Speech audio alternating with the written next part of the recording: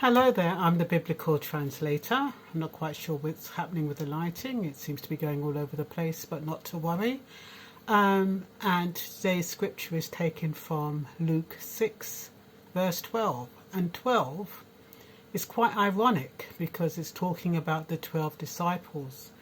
And I was trying to understand the symbolism between relating to the number 12, and if you look it up, it says it's about divine order, it's about perfection in God's sight, it's talking about the significance of the number 12, the symbolism behind the number 12. You've got the 12 apostles or disciples, you've got the 12 months of the year, you have 12 zodiac signs. And 12 does seem to be a significant number, even though in some cultures they say there weren't 12 months, there were 13, and some people say there were 11, and then because they shortened, an hour goes back in the winter and an hour goes forward in the summer.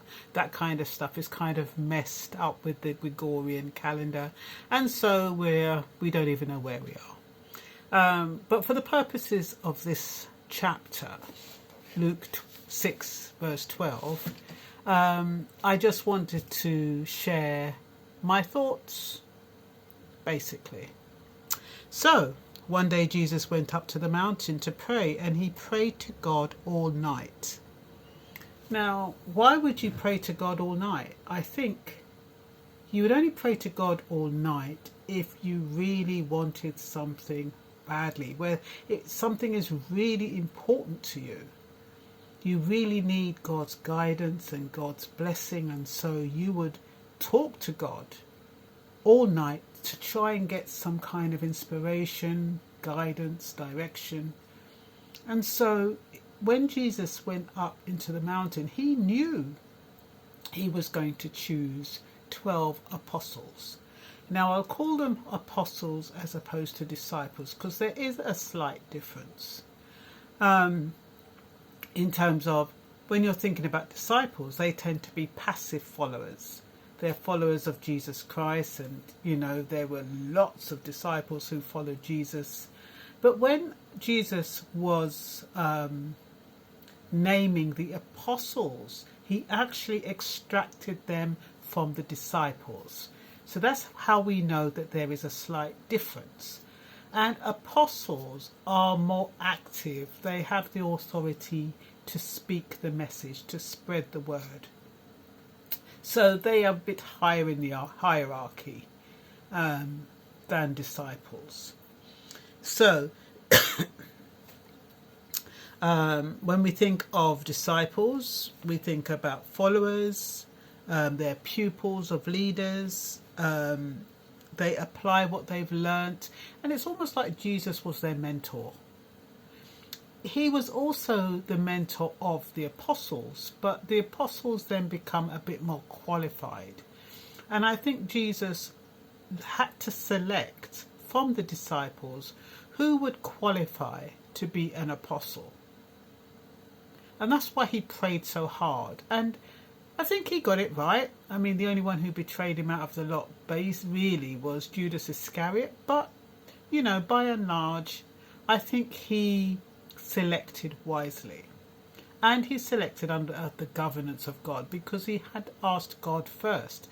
A lot of times when we want to do things, we need to realise that we cannot do things of ourselves. We do need to pray on it. We do need to ask for guidance. And we do need to ask God to watch over us and just let us know, give us a sign and just protect us. It's a kind of a prayer where, say for example, when I'm doing my radio show on a Friday, I want it to go well. And I can just get up and I can just go, turn on my computer, select all my tracks, line them up, do a show. But anything could go wrong. The Wi-Fi could go down. The system could go down. The tracks might not play. or the software might not work. So I have to pray before I do my show. God, please intervene and make sure my show goes well. Govern my radio show. Make sure that, if there are people listening, that they enjoy the show, and I have a conversation with God so that he blesses my show and I know he is in control of my show, not me. And I think this is a bit similar. When Jesus was praying to God, he knew that he could probably select 12 disciples, but he also knew that God had the power. And God would direct him in the right way. God would kind of give him a feeling and say, give him that spirit of discernment. That one, don't choose that one. That one will probably be better. And so even though you're selecting, you're being guided because you've prayed on it. So as a disciple, you're willing to change for Jesus. You're willing to be changed by Jesus. And you're willing to commit to the mission of Jesus. So you are, as if we're thinking about today, this is about, are you willing to change for the good? Are you willing to follow the 10 commandments because they're only for your benefit? And are you willing to be changed by the good? Because there is good and evil everywhere. And you can go on the evil side or you can go on the good side. It's up to you. You have free will, you have a choice. So you need to ask yourself, what side do you want to be on? How do you want to manage your life? What type of person do you want to become? And so when we are governing our lives and seeking direction, that is the reason we want to be on the right side.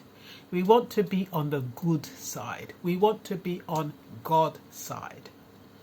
So, like I said, an apostle is slightly different from a disciple. They are a level higher than a disciple in that apostles are extracted from disciples and have the authority to preach the gospel. Disciples tend to be students and followers of Christ and could be quite passive, whereas apostles were more active messengers for Christ. Here are the names of the apostles: Simon, aka Peter, Andrew, James, John, Philip, Bartholomew. We don't hear much about Bartholomew, do we? Matthew, Thomas, James, and another Simon, aka the Zealot, and the Zealot is another word for rebel. And Judas, the son of James, and of course Judas Iscariot. So like I said, why 12 disciples? Was it symbolic? And even when Judas Iscariot left the disciples, he was replaced to keep that 12 number, to keep the number 12. So number 12 was really significant. It's significant in the Bible, it's significant overall. Number 12 is often considered a divine number. It's considered God's power, authority, and completion. We do not know if the 12 apostles were symbolic, but we do know how important it is to teach the message and who will represent the good the best. And when we were sometimes if you was, not if you were, the 12 tribes of Israel, they actually assign a apostle to the 12 tribes, and you have Issachar, you have Gad. I don't know them all off by heart, but they have the 12 tribes of Judah, and so what they say is that each one represents a tribe of Israel.